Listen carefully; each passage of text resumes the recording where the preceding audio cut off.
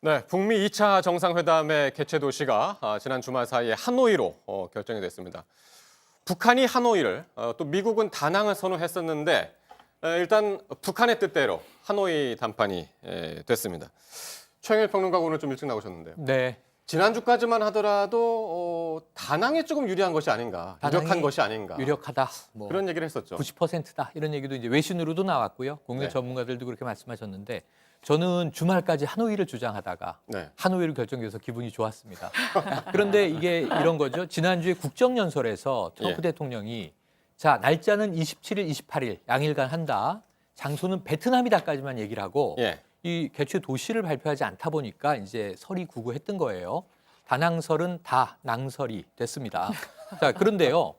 이 다낭으로 결정돼 있는데 발표를 미루고 있다라는 관측이 많았지만 예. 사실은 확정되지 않았기 때문에 국정연설에선 발표를 못했을 가능성이 높습니다. 그랬던 것 같아요. 예, 결국 네. 이제 이 비건 이 특별대표가 2박 3일의 평양을 마치고 나와서 네. 트럼프 대통령이 트윗으로 알렸단 말이죠. 그러니까 이제 이 평양에서 합의가 최종적으로 이루어졌고 네. 말씀하신 대로 이제 북한이 원하는 하노이로 미국이 작은 양보를 했다. 이 예. 작은 양보라는 표현 자체가 CNN이 지금 쓰고 있습니다. 예. 그래서 미국은 장소 정도는 양보를 하되 내용에서 구체적인 이 협상을 끌어내야 하기 때문에 예. 이런 정도는 양보. 북한 입장에서는 이게 또 작은 양보가 아닐 수가 있는 게 상징적인 의미가 있습니다.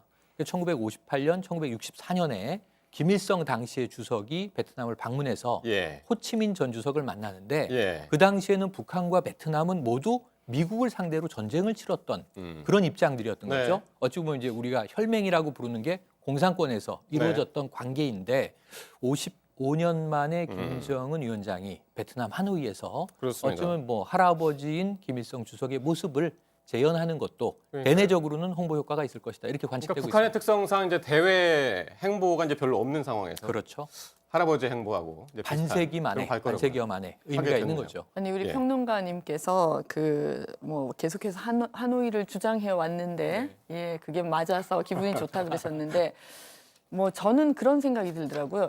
국빈 방문을 추진할 것이다라는 얘기가 계속 흘러나왔었거든요. 네. 북한이 베트남에 국빈 방문을 하려면 수도인 하노이를 선택할 수밖에 없지 않겠는가. 네. 그런 얘기들이 계속 나온 것으로 봐서 사실 하노이가 좀 유력하지 그러니까 않았었나. 다낭에서 하더라도 생각이 하노이 들고요. 갔다 갈 것이다. 뭐 이렇게 얘기를 그렇게 되면 했었죠. 또 동선 문제가 복잡해질 수도 있고요. 뭐 또 일부 언론에 의하면 참매 1호기가 실제로 물론 다낭까지 갈 수는 있겠지만 조금 더 위험할 수 있다. 그러니까 좀 안정적인 거리를 선택한다. 이런 부분도 예. 있는 것 같고 예. 또 대사관이 있으니까 실질적인 어떤 이 대비도 가능할 것이다. 이런 예. 부분들이 있었던 것 같고요. 하노이가 예전에 그 북베트남 수도였었잖아요. 네, 맞습니다. 그죠? 1954년부터 북베트남의 수도였는데 네. 1976년에 통일 베트남의 수도가 됐죠. 그래서 이 통일 베트남의 수도가 된 상징적인 의미를 가지고 국빈 방문 성격으로 김정은 위원장이 일단은 이 베트남을 먼저 사전 방문할 가능성이 매우 높은 것 같습니다. 예. 여기서 조금 전에 김일성에 대한 추억 소환 얘기를 했는데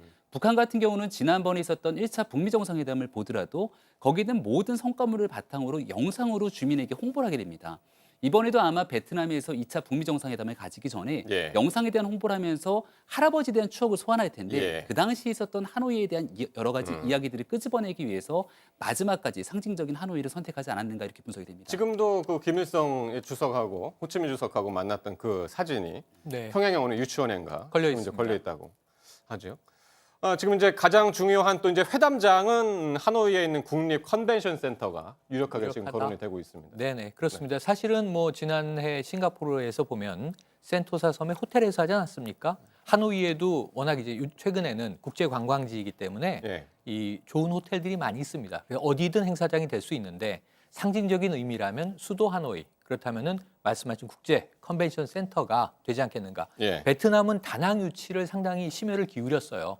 왜냐하면 다낭을 국제적인 컨벤션 도시로 좀 홍보하고 싶었던 그런 베트남 이제 입장에서는. 나름의 이제 마음이 있었는데 예. 결국 이제 북한의 고집으로 하노이로 확정이 되면서 예. 하노이에서라도 국제 컨벤션 센터가 활용될 가능성은 높아 보이지만 이 동성과 의전 경호에 대한 최종 합의가 이루어지면 특정 호텔에서 이루어질 수도 있고요. 위성 지도로 지금 네. 본 화면에 이제 국립 컨벤션 센터가 하노이의 거의 이제 중심에 맞습니다. 있고 주위에 이제 각종 뭐 5성급 호텔들 이제 잔뜩 있어요. 배치돼 있습니다. 그리고 네. 또 뭐 저 하노이가 사실은 굉장히 아름다운 도시입니다. 저는 하노이를 많이 가봤는데요. 예. 여기가 이제 아시아의 제네바 이렇게 불러서 왜 굳이 제네바의 비유를 할까 했더니 예. 크고 작은 호수가 많아요.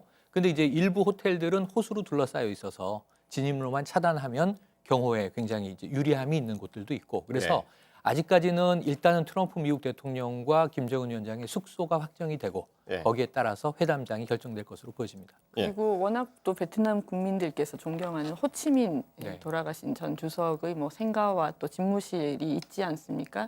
저도 사실 이낙연 국무총리가 이 최근에 베트남 국가주석 그 사망하신 이후에 그 빈소에 조문을 갈 때 함께 가서 호치민 생가를 방문하기도 했었는데요. 예. 그런 상징성까지 다 같이 좀 고려한 부분들이 아닐까 하는 생각도 했습니다. 네, 알겠습니다.